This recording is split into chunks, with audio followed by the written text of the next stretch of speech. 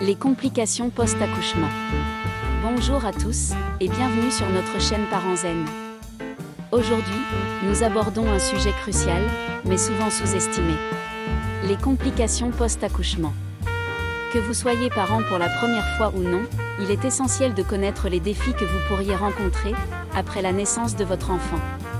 Restez avec nous pour découvrir ce que tous les parents devraient savoir. Mais avant, abonnez-vous pour ne pas manquer nos vidéos. Reconnaître les signes. Après l'accouchement, votre corps traverse une période de récupération et d'ajustement. Alors que de nombreux aspects de cette période sont naturels et attendus, certains signes et symptômes ne doivent pas être ignorés.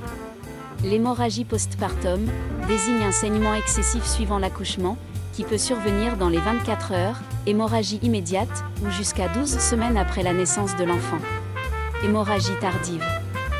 Elle est définie par une perte de plus de 500 ml de sang, après un accouchement par voie vaginale, ou de plus de 1000 ml après une césarienne. Cette condition peut entraîner une baisse significative de la pression artérielle, pouvant mener à un choc, ou dans les cas graves, à une issue fatale si elle n'est pas traitée rapidement. Les causes incluent la rétention de fragments placentaires, une délivrance incomplète, des troubles de la coagulation, ou une atonie utérine, incapacité de l'utérus à se contracter correctement après l'accouchement. Le traitement peut impliquer des médicaments pour stimuler les contractions de l'utérus, des interventions manuelles pour retirer les tissus restants, une transfusion sanguine, ou une chirurgie dans les cas les plus sévères. Infection. Faites attention à tout signe d'infection, y compris fièvre, frisson, ou douleur au niveau de la zone de l'accouchement. Problèmes urinaires ou fécaux.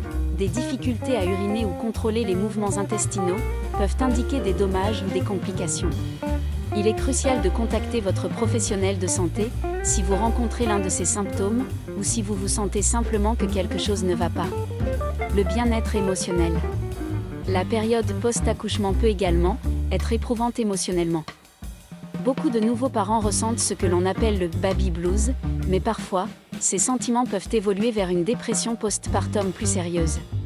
Reconnaître les signes de la dépression postpartum, sentiment de tristesse intense, désintérêt pour le bébé, pensées inquiétantes. Les signes et symptômes qui peuvent survenir dans la période postpartum, c'est-à-dire après l'accouchement, varient largement d'une femme à l'autre et peuvent toucher tant le plan physique qu'émotionnel.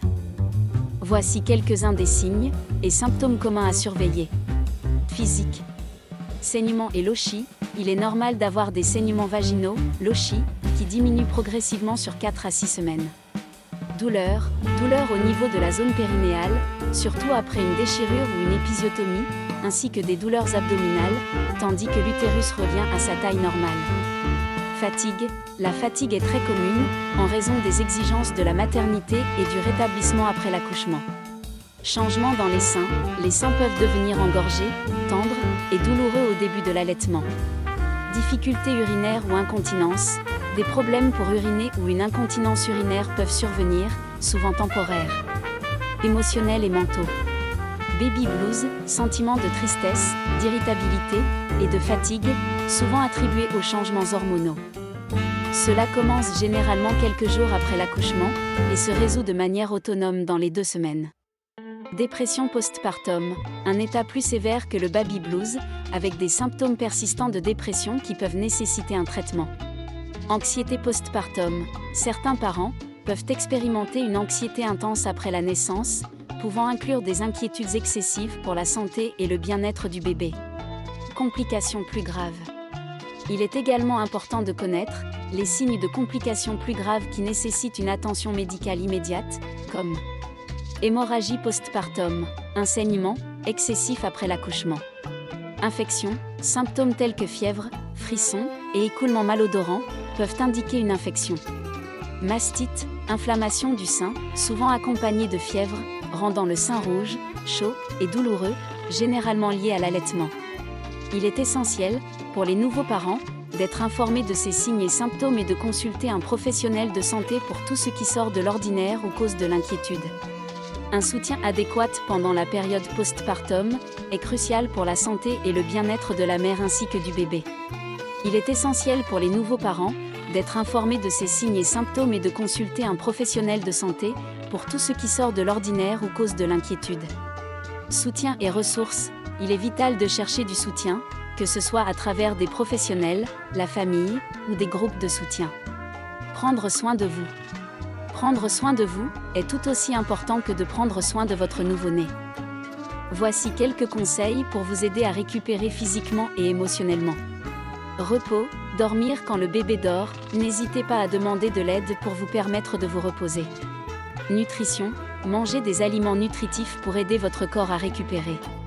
Exercice léger, suivant l'avis de votre médecin, l'activité physique peut favoriser la récupération.